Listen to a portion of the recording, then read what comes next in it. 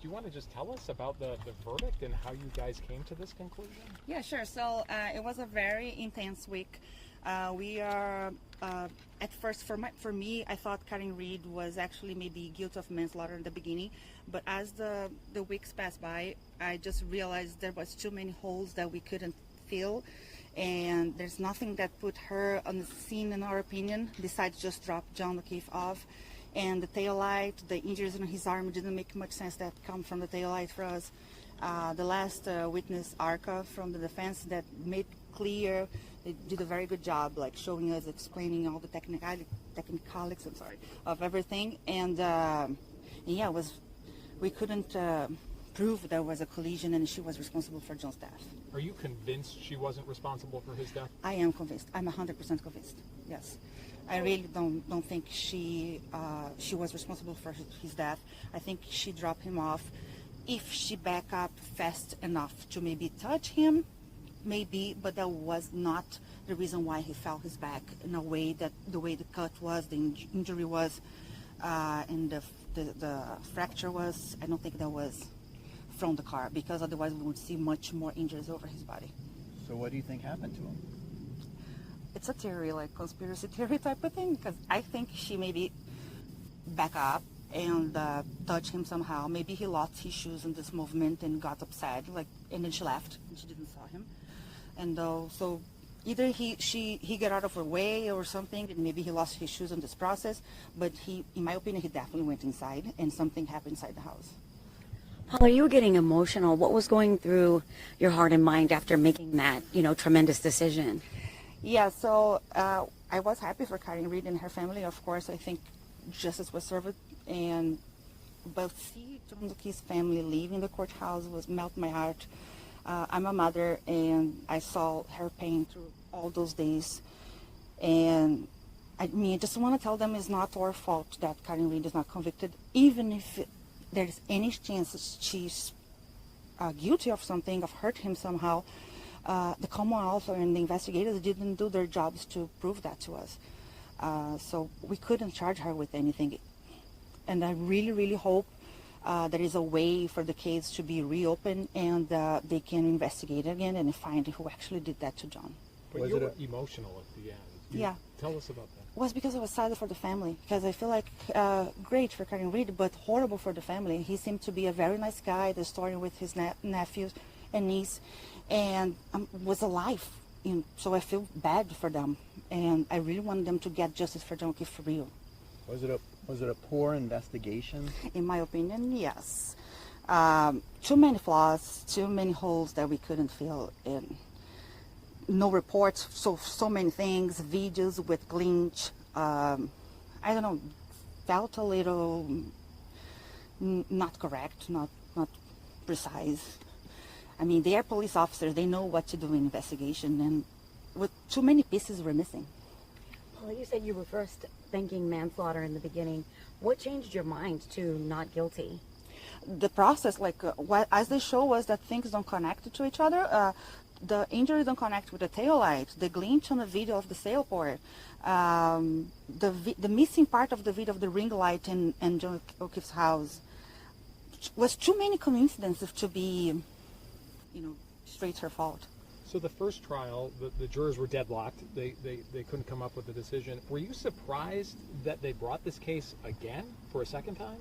That they prosecuted her for a second time? No, not surprised, because I have a law background from Brazil. I studied law. I worked a little bit as an attorney before I moved here, so I understand a little bit the system. I'm not surprised she was charged again. And we definitely didn't want to hang this jury. We were very positive that we're going to discuss everything as much as we can, because we don't want to. The amount of money spent on this trial made me very upset, and I'm sure made my fellow jurors upset too. Do you think she was framed? Hard to say. I didn't have a chance to look into the investigation outside the courtroom and everything that was said in the last trial. It's less than 24 hours since I started looking into those things. So I can't say she was framed, but maybe, I don't know. I don't know. Did you find it strange you didn't hear from the lead investigator, Michael Proctor? No, I didn't find it strange, not hear from him, but I found strange not hear from Brian Albert and Brian Higgins, because the owner for the house and the person who exchanged text messages with Karen Reed a few weeks after, a few days before John O'Keefe's death. So I think was weird not hear from them.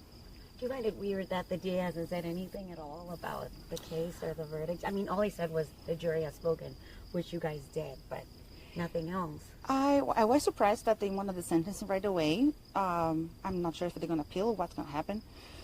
I didn't have time to see what happened today because I was out with my family. But I don't know, maybe they're just going to give up and reopen the investigation. At the beginning of deliberations, did some people think she was guilty? At the beginning of deliberation, I don't know. We decided not to vote, not to say what we really think, and instead go through witnesses and the videos and the paper, the clothes and everything. So I'm not sure what they thought. But when we got an agreement of what charges we would eliminate it one by one, and then we got to the verdict. Was it hard to focus, or, with the pressure of the big crowds outside every day chanting? Like, how much pressure was that for you guys? I didn't see people outside until, I think Monday, because the way the bus brings us to the back of the courthouse, only if you look to your right and you see maybe some pink shirts or something, but I didn't know it was that big crowd like yesterday. And we couldn't hear anything. They covered the room so we couldn't see through the window. And through the whole process, I didn't hear anything inside the courtroom. None of us did. Correct me if I'm wrong, but it sounds like this wasn't that difficult for you guys to reach consensus here. Was it difficult to reach this decision or not really? Well, I can speak for myself. For me, it wasn't. For me, I had my opinion for him before we get in there. So some people might thought differently, so we had some discussions, of course. But I can't talk for other people. But it doesn't sound like it was very heated, and were people fighting, or was it? No, there wasn't fight. We are a respectful group of people. We got along very well, and we listened to each other's opinion.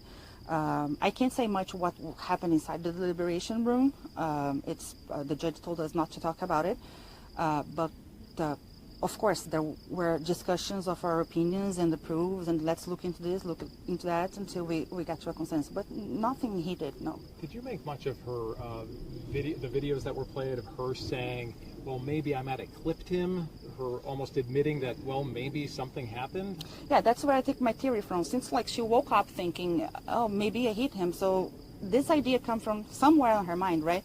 So maybe when she back up, she hit something, the curb or him or something.